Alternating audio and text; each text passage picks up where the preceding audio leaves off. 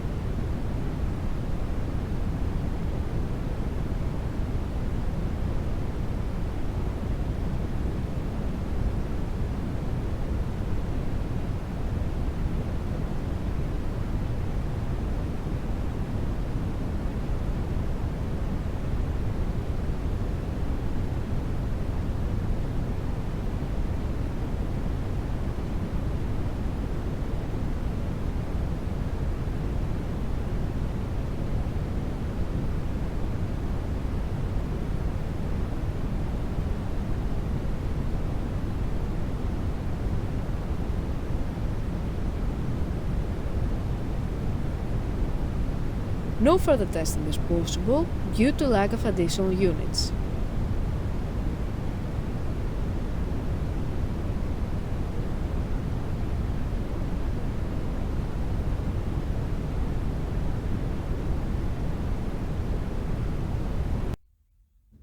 It is now clear that the controller is operating successfully and is ready to be delivered to the customer.